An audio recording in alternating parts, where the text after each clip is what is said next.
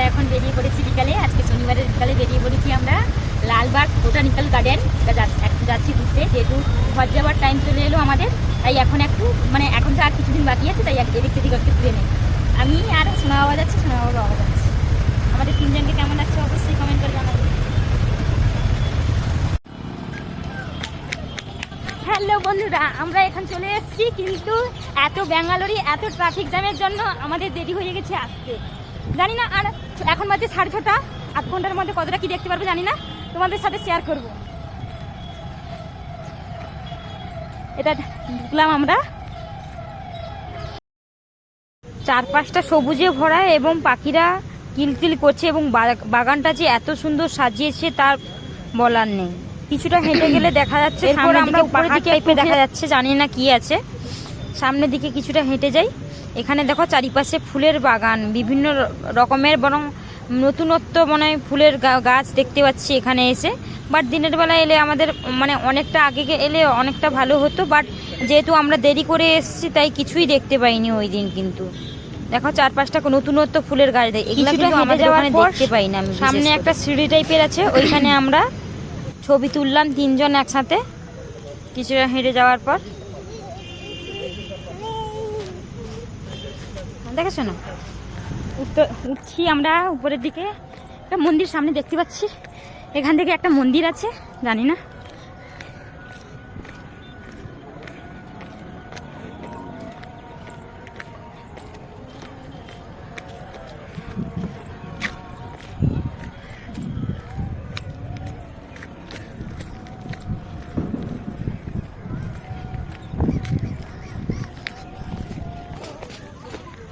পরে বা মন্দিরের মতো লাগছে, বাট মন্দির না, এটা এখানে মন্দির না, বুঝতে পারছি না। তোমাদের যদি কারো কিছু জানা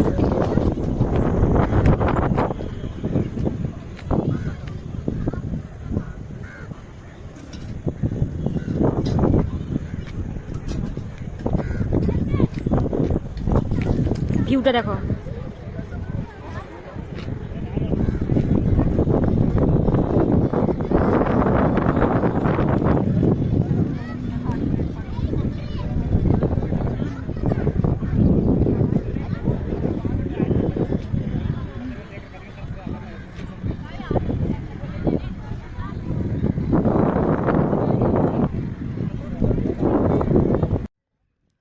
আমরা যখন ঢুকেছিলাম তো সন্ধ্যা হয়ে এসেছিলো, তাই বেরিয়ে আসার সময় এই ফুল গাছগুলো দেখলাম, নতুন নতুন ফুল দেখলাম বিভিন্ন রকম, ঠিকঠাক দেখা যাচ্ছিল না, তাই একটা ভিডিও করে নিলাম ওখানে।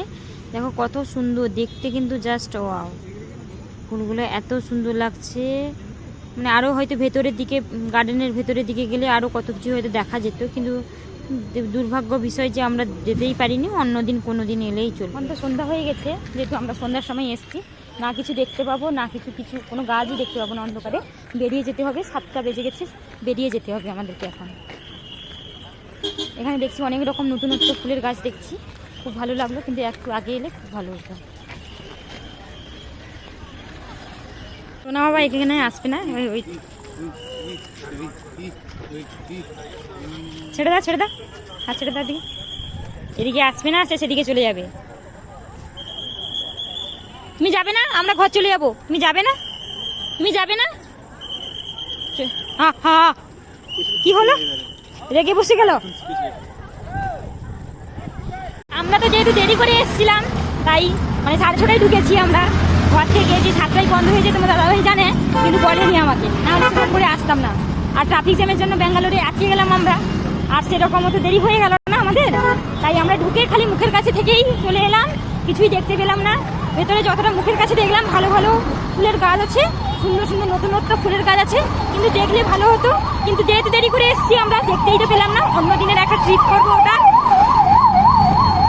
আর বেরিয়ে দেখি আমরা এখানে সামনে মেট্রো আছে, মেট্রো ধরে আমরা এখান থেকে জেপিনগর যাবো, সেখানে একটু ঘুরে মলটলে ঘুরে। এখন বেরিয়ে এসেছি যখন, আমাদের তো কিছু করতে হবে, তাই আমরা টাইম নষ্ট করে জেপিনগর মলটল একটু ঘুরে রুমে চলে যাবো, মানে ঘরে চলে যাবো। এখন আমরা হেঁটে যাচ্ছি মেট্রোর দিকে, পারলেই আমরা অটো করে চলে যেতে পারতাম বা ক্যাব করে, বাট মেট্রো করে যাবো ভাবছি, কারণ এইটা নিয়ে হয়তো আমার সেকেন্ডবার মেট্রো মানে চাপা হবে।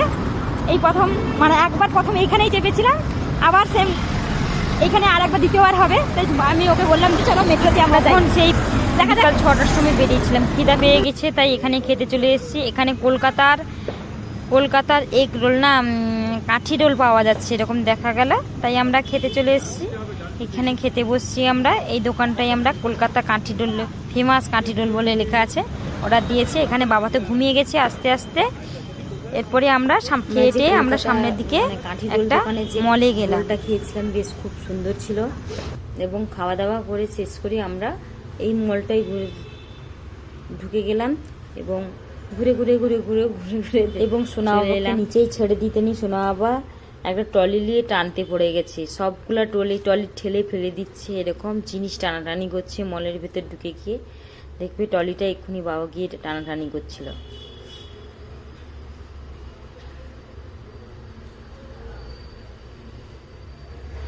কাউন্টারে নিয়ে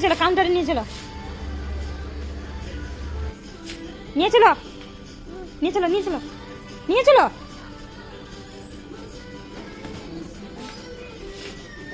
না আর না একটাই ব্যাগ।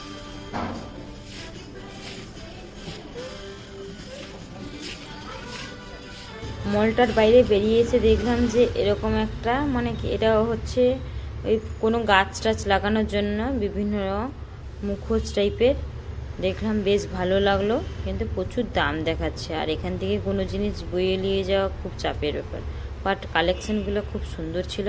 আমরা প্রত্যেকটা জিনিস দেখে একটা ছোট্ট নুন ডিবা টাইপের নিবে বলছিল। এটার দামই দেখাচ্ছিল মানে 150-200 টাকা সামথিং কিছু মনে হয় বলছিল এরকম।